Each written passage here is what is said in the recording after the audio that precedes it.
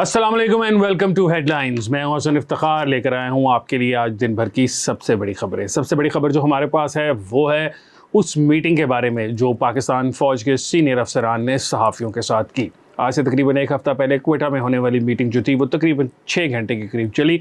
वहाँ बहुत डिटेल में सवाल और जवाब का सिलसिला हुआ। DGISI जो थे उन्होंने तमाम सहाफ़ियों के सवालात के जवाबात दिए। उसके अंदर जो इम्पोर्टेंट बात थी वो ये थी कि फ़ौज का बहरहाल यही कहना है कि आप हमें सियासत से बाहर रखें। इलेक्शन कब होंगे इससे हमारा कुछ लेना देना नहीं, किसकी हुकूमत बनती है इससे हमारा कुछ लेना देना नहीं। इस वक्त जो फ़ौज है उसके जो मसाइल हैं वो ये हैं कि जो उनको दाखिली और ख़ारजी मुश्किलात हैं, जो उनको इंडिया है और दूसरे भारत हमारे जो दुश्मन हैं ममालिक वो हैं, और उसके अलावा फिर इंटरनल मामलात हैं पाकिस्तान के अंदर जो गैर मुल्की ममालिक हैं, जो गैर मुल्क हैं, वो जिन लोगों को सपोर्ट कर रहे हैं और जिनको मदद दे रहे हैं उनके बारे में है। तो इसीलिए फ़ौज ने कहा कि भाई हमारा तो जो इस वक्त है मेन एजेंडा वो यही है कि हम इंटरनल मामलात जो हैं इस किस्म के वो उनसे निपट लें। ये सियासत और कौन आएगा कौन नहीं आएगा इससे हमारा कोई लेना देना नहीं। वहाँ पर एक सहाफ़ी थे, उन्होंने सवाल पूछा कि इमरान खान साहब जो हैं वो बारहा रब्ता कर रहे हैं, बेसिकली वो हैं तो बहुत बड़े लीडर, तो क्या वजह है कि पाकिस्तान फ़ौज के जो chief of the army staff हैं वो उनके सवालात का जवाब नहीं दे रहे। तो इसके अंदर बड़ी डिटेल में उन्होंने जवाब दिया और उन्होंने जो बात की उसका लबाब ये था, उसका लुब-ए-लबाब ये था, उसका जो समरी थी वो ये थी कि इमरान खान साहब का जो पिछला एक पूरा साल का रवैया है उसको मद्देनज़र रखते हुए अगर देखा जाए तो उनके साथ किसी किस्म की बात करने की कोई ज़रूरत नहीं है। वैसे ही फ़ौज के अंदर ये एक सोच इस वक्त मौजूद है कि हम जो है सियासत से बाहर रहेंगे। और इमरान खान साहब जो इन्होंने जो जनरल बाजवा साहब के साथ किया, तकरीबन 5-7 मुलाकातें उनकी जनरल बाजवा साहब से हुई।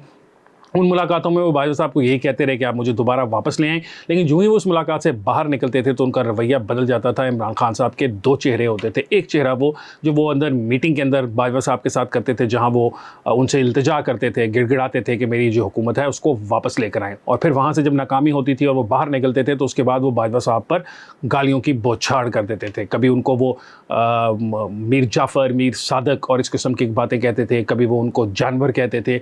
यानी कि इमरान खान साहब ने कोई कसर नहीं छोड़ी बाजवा साहब को पब्लिकली डिमीन करने के अंदर। तो अब वो जो एक है एग्ज़ाम्पल वो मौजूद है फ़ौज के पास, तो फ़ौज ने उस एग्ज़ाम्पल को मद्देनज़र रखते हुए ये फ़ैसला किया है कि इमरान खान साहब से किसी किस्म की फ़ौजी जो क़यादत है वो कोई बात नहीं करेगी। इमरान खान साहब जो हैं वो 12 कोशिशें कर चुके हैं।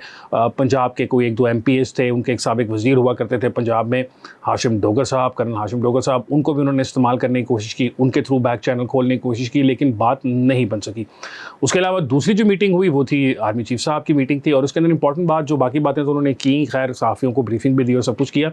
उसमें इंपॉर्टेंट बात यह है कि इमरान खान साहब के एक बहुत ज़्यादा बड़े सपोर्टर जो फ़ौज में हुआ करते थे, और वो इमरान खान साहब का इतना बड़ा हवा बनाने में उनका जो हाथ था वो बहुत बड़ा हाथ था। ऐसा फ़ील हुआ उस मीटिंग के अंदर कि वो भी इमरान खान साहब से पीछे हट चुके हैं, क्योंकि वहाँ पर एक सहाफ़ी साहिबा थी, उन्होंने सवाल किया आर्मी चीफ़ से, तो वो जो फ़ौजी अफसर हैं, सीनियर फ़ौजी अफसर हैं इस वक्त, वो काफ़ी सीनियर हैं और वो एक सूबे के अंदर बड़ी ज़िम्मेदारी पर काम कर रहे हैं, तो उन्होंने उन सहाफ़ी साहिबा को काटा और कहा कि आप जो है आपको बात करने का तरीका नहीं है, ये आर्मी चीफ़ हैं, इनसे बात करने का कोई तरीक़ाकार होता है, कोई डेकोरम होता है, उसको आपको फॉलो करना चाहिए। और हम जो है सियासत में आप हमें बार बार मदाखलत करने को कह रहे हैं, हमने आपको बड़ा क्लियरली बता दिया, आर्मी चीफ़ साहब ने आपको बड़ा क्लियरली बता दिया कि हम इस मामलात में इंटरफेयर नहीं करेंगे। ये बहुत हैरत की बात है, क्योंकि ये जनरल साहब जो हैं ये बहुत ज़्यादा एक्टिव रहे थे इमरान खान साहब को लाने के अंदर। और अगर मैं ये कहूँ कि इमरान साहब की जो 5th जनरेशन वॉरफेयर की सारी कार्रवाई थी वो यही जनरल साहब देखते थे, और उसी के अंदर इमरान खान साहब, पाक फ़ौज सब इकट्ठे जब 1 पेज पर हुआ करते थे तो ये सब कुछ वो चलाया करते थे। तो अब लेकिन वो तौबा कर चुके हैं, नज़र आया इस बात से कि वो अब इमरान खान साहब की उस तरह से सपोर्ट करने को तैयार नहीं है। तो इमरान खान साहब के लिए ये भी एक बहुत बड़ा धचका है कि फ़ौज के अंदर जहाँ पर पहले बहुत सारे लोगों के ख़िलाफ़ कार्रवाइयाँ की जा रही हैं, बहुत सारे सीनियर अफसरान के ख़िलाफ़ कार्रवाइयाँ की जा रही हैं, वहाँ एक और अफसर जो उनके जहन में ये था शायद कि इमरान खान साहब के कि ये अफसर जो हैं ये मेरे से कोई उन्स रखते हैं, मोहब्बत रखते हैं, वो भी जो हैं बैकफुट पर चले गए हैं। तो इस वक्त फ़ौज जो है वो बड़ी क्लियर है इस मामले पर। 9 मई के जो लोग हैं उनको तमाम के तमाम तर को सज़ा मिलेगी, उसके अंदर जो भी लोग इन्वॉल्व हैं, और वो बात जो है वो उसका सिरा तो इमरान खान साहब तक ही जाता है, क्योंकि जो साजिश प्लान की गई थी कि फ़ौजी इंस्टॉलेशंस को निशाना बनाया जाएगा, इसके पीछे इमरान खान साहब थे, और इस बात का सबूत फ़ौज के पास मौजूद है। इसीलिए जब ये केस चलेगा तो ये बड़ा ओपन एंड शट केस होगा, और इमरान खान साहब शायद इसीलिए डर रहे हैं कि कहीं उनको इस केस उसमें सज़ा ना हो जाए। दूसरी खबर हमारी जो है वो फिर से दुबई से ही आ रही है। दुबई के अंदर इस वक्त बड़ी मीटिंग्स चल रही थी, नवाज शरीफ साहब वहाँ पर हैं, आसिफ अली जरदारी साहब वहाँ पर हैं, और सुनने में ये आ रहा था कि वज़ीर आज़म पाकिस्तान शहबाज शरीफ साहब जो हैं वो भी वहाँ जाएंगे, ताकि जो आने वाला मुस्तकबिल का लाया अमल है उसको तय कर लिया जाए।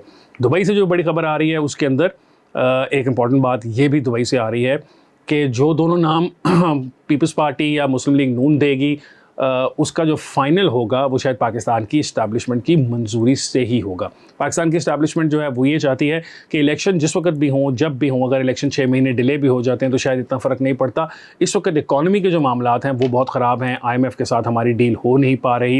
इस वक्त हम कोशिश कर रहे हैं कि IMF के पास हम एक शॉर्ट टर्म मज़ीद डील के लिए चले जाएँ। अगर वो हमें लॉन्ग टर्म डील के पैसे नहीं दे रहे तो कम से कम शॉर्ट टर्म फाइनेंसिंग का कोई हमारा जो ब्रिज गैप करना है उसको करने के लिए कुछ पैसे मिल जाएँ।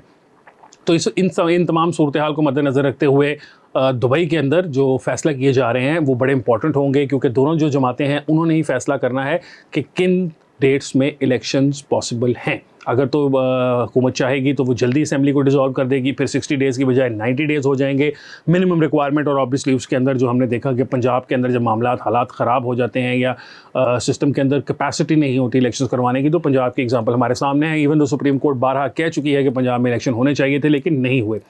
तो ये सब जो है इसी को मद्देनज़र रखते हुए, इस सब को देखते हुए दुबई के अंदर जो मीटिंग्स हो रही हैं वो बहुत इंपॉर्टेंट है। इससे पहले हम सुनते रहे हैं कि लंदन प्लान्स होते थे कोई, लेकिन अब मेरा ख्याल है कि नई कोई चीज़ आ गई है जिसके अंदर दुबई का प्लान है। प्रोग्राम के आखिरी हिस्से में जो बात करेंगे हम ईद के बारे में। इस साल जो ईद है उसके अंदर जो व्यापारी हैं उन, अगर आप मार्केट्स में जाएँ व्यापारियों के पास, तो शायद वो उतना ज़्यादा माल नहीं बेच सके जितना माल वो आम हालात में बेचते हैं। पिछले साल भी महंगाई की वजह से काफ़ी ज़्यादा नुकसान हुआ था ईद के अंदर, जो कई अरब रुपए, कई 100 अरब रुपए की जो मार्केट है उसको काफ़ी ज़्यादा डेंट पहुंचा था। इस बार भी ऐसा ही फील हो रहा है कि जो मार्केट है उसके अंदर ग्राहक उस तरह मौजूद नहीं है।